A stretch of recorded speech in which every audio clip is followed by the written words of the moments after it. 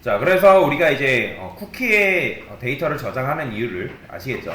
그래서 여기다가 한 번 더 돌려볼게요. 그다음에 기획도구 써서 자, 여기 보면 로그인 로그아웃을 이용해서 이제 뭐 쿠키를 통해 처리했다라고 되어 있죠. 이거 좀 볼게요. 들어와서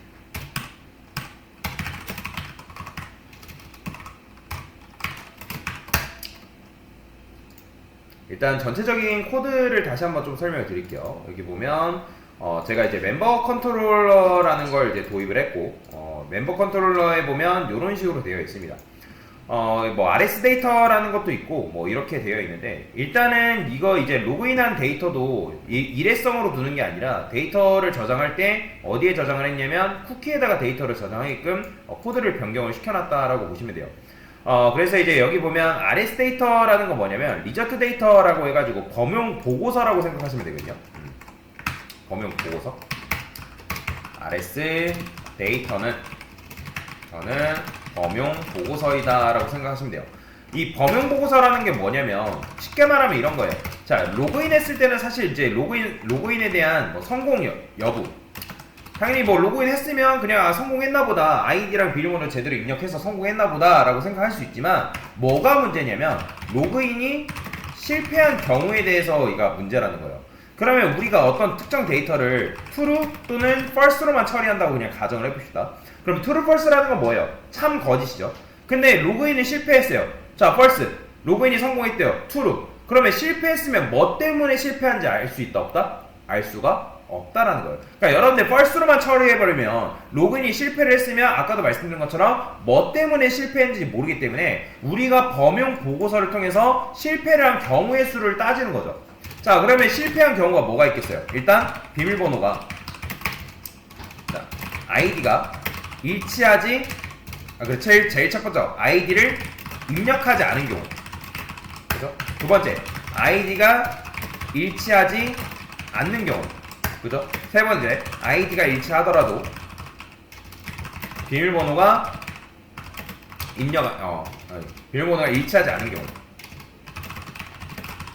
일단 세 번째가 이게 네 번째고, 비밀번호가 입력하지 않은 경우, 또는 또 뭐가 있을까요?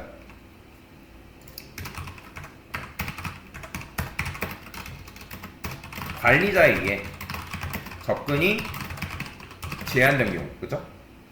뭐 계정이 정지된 경우, 이런 여러 가지 이유가 있을 수 있단 말이에요. 근데 이런 것들을 여러분들이 false로만 처리하기에는 데이터를 담기가 힘들잖아요. 자, 그래서 제가 여기 RS 데이터라는 걸 도입을 했고, 그러면 실패를 했을 때 실패 케이스를 F라고 해가지고 F로 시작한 거는 다 실패한 거예요. 그러면 F1, F2, 뭐 숫자는 그렇게 중요하지 않습니다. 뭐 나중에 여러분들이 기획 문서를 통해서 F1은 뭐에 대한 실패, 그 다음에 F2는 뭐에 대한 실패, 이런 식으로 기획 문서에다가 기록을 할 수 있지만, 지금 같은 경우는 여러분들 F1, F2를 뭐 내 나름대로 그냥 규칙에 맞게 그냥 정해주면 되거든요. 자, 그러면 여기 보면 RS 데이터 오프라 해가지고, 자, F3, 그러니까 입력이 안 됐다, F4 비밀번호 입력 안 됐다, 뭐 이런 식으로 처리를 해놨다는 거죠. 자, 그 다음에 로그인을 한다 했을 때도 로그인도 마찬가지예요. 자, 로그인을 한다 했을 때 그냥 로그인이 그냥 무작정 되는 게 아니라, 자, 보이죠? 자, 일단 존재하는 회원이냐, 그러니까 여러분들이 데이터베이스상에 존재하는 회원이면 존재하지 않는다. 그러니까 존재하는 회원인 경우에는 통과되면 되는데, 존재하지 않는 경우를 대비해서 멤버 했을 때 find by username이라는 건 뭐냐면 찾아봤더니 없더라 해가지고 있으면 찾아주는 거고, 없으면 너를 반하게끔 만들어 놨다라는 거예요. 자, 그러면 여기 find by라고 되어 있냐면 나중에 여러분들이 이 JPA라는 걸 배울 텐데, JPA 리포지터리의 이제 데이터베이스랑 소통하기 위한 규칙이라고 보시면 돼요. 그래서 이거는 나중에 JPA라는 거 수업할 때 직접적으로 다룰 거니까 그때 다시 배우기로 하고요. 자, 여튼 이렇게 해가지고 데이터 찾아가지고 내가 유저네임 너한테 주니까 그거 객체 찾아가지고 나한테 줘봐. 근데 그게 널이라는 거는 현재 존재하지 않는 회원인 거고, 그 다음에 있다 하더라도 패스워드를 꺼냈더니 패스워드가 일치하지 않는다. 그러니까 일치하냐 확인한 거잖아요. 근데 일치하지 않는다, F1. 근데 여기서 이제 조건문을 타지 않았다는 거는 제대로 로그인이 된 거기 때문에 로그인이 성공하게끔 만들어 준 건데, 자, 그 다음에 여기서 이제 뭐 했냐면 멤버 컨트롤러에 여기서 이렇게 처리했다는 거예요. RS 데이터의 each success라는 거는 S로 시작하는 거. S로 시작한 건 무조건 성공한 거란 말이에요.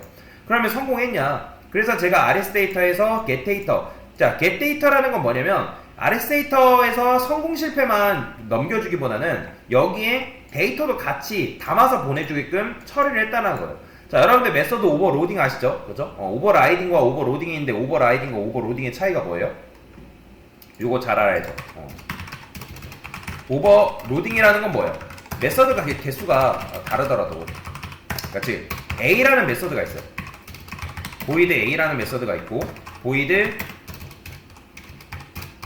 A라는 메서드가 또 있어요. 근데 여러분들 int A, int B래요, 얘는. 근데 얘는 안 받아요. 근데 만약에 A라는 메서드가 실행됐어요. 그러면 어떤 걸 선택하죠? 자바는 1번과 2번 중에 누구? 2번을 선택하는 거예요. 근데 만약에 여기다가 여러분들이 10과 20 이렇게 넘겼어요. 그러면 1번과 2번 중에 뭐 선택한다? 1번을 선택하는 거죠. 그러니까 동일한 메서드를 선언해도 여러분들이 매개 변수가 다르면 내가 어떤 걸 선택할 건지를 메서드 실행을 정할 수가 있다. 이런 걸 메서드 오버로딩이라고 합니다. 그래서 지금 오프라는 함수가 똑같죠? 그죠? 근데 얘는 매개 변수 개수가 뭐예요? 다르죠. 그죠? 그래서 지금 이거 메서드 오버로딩을 통해서 이렇게 데이터를 처리하게끔 만들어 놓은 거예요. 그래서 이제 이 RS 데이터는 데이터를 받을 수도 있고 안 받을 수도 있어요. 그냥 안 받으면 그냥 널 주는 거고, 받아준다? 그러면 이제 데이터 받아가지고 이제 여기다 넘겨주는 거죠. 근데 여기 보면 데이터를 받을 때 오브젝트예요. 왜냐면 오브젝트라 쓴 거는 어떤 데이터가 들어올지 모르기 때문에. 자, 그래서 지금 데이터를 우리가 저장을 하는데 RS 데이터에 get 데이터. 그러면 지금 get 데이터를 저장하는데 여기서 그 멤버 아이디에다 넣어준 거란 말이에요. 그게 이제 가능한 이유도 뭐냐면 여러분들이 데이터를 저장할 때 try 로그인 했을 때 여기에 뭘로 저장돼 있어요? 멤버 한 다음에 get id가 이렇게 저장돼 있다는 거예요. 즉 해당 객체 번호를 우리가 데이터를 저장을 해놨기 때문에 여기서 꺼내가지고 멤버 아이디를 꺼내서 여기서 뭐 했냐면 new 쿠키를 발행을 한 거예요. 그래서 이걸 통해서 여러분들이 로그인을 하게 되면 한번 봅시다. 자, 제가 여기다가 로그인을 해볼게요.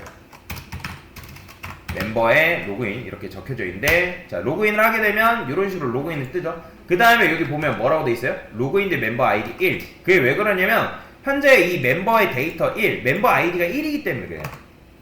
로그인 대 멤버. 쿠키 같은 경우는 쿠키를 발행할 때 키값 형태로 데이터를 발행하게끔 되어 있다라고 말씀드렸죠. 그래서 이게 키고 이 밸류예요.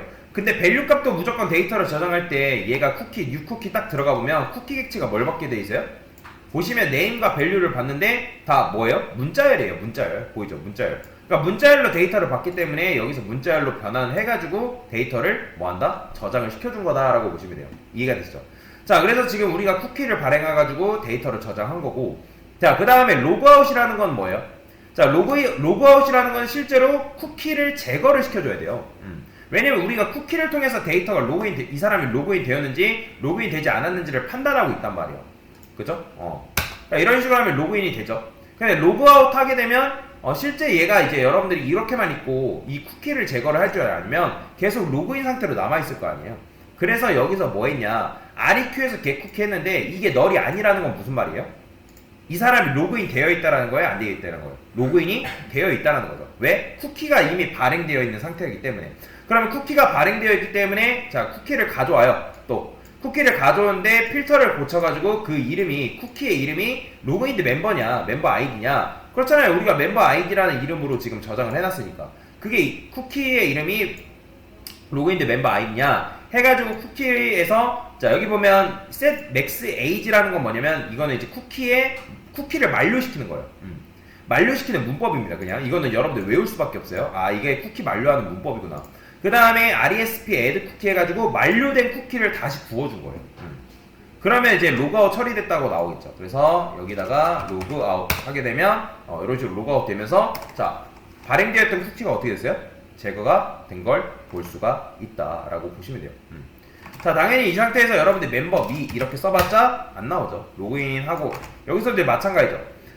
show me라는 거는 누가 로그인 되어 있냐 확인하려고 지금 쓴 건데 얘도 똑같아요. get 쿠키 해가지고 널이 아니라는 거는 지금 쿠키가 발행되어 있다는 상태이기 때문에 발행되어 있으면 가져오는 거고, 로그인드 멤버라는 이름으로 자, 밸류를 가져오는데 이 밸류 값을 뭐 해라? 너가 이제 밸류 값이 문자열이기 때문에 우리가 지금 아이디 자체를 뭘로 처리하고 있다? 롱으로 처리하고 있죠.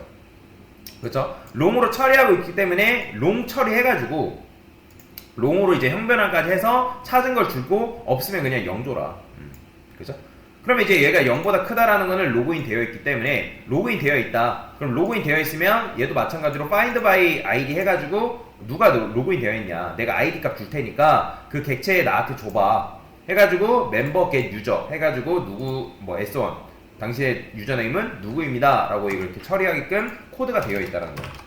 자, 한번 다시 로그인 해볼게요. 자, 그럼 쿠키를 발행하죠. 자, 그 다음에 이 상태에서 멤버비 딱 쳤어요. 자, 보이죠? 이런 식으로.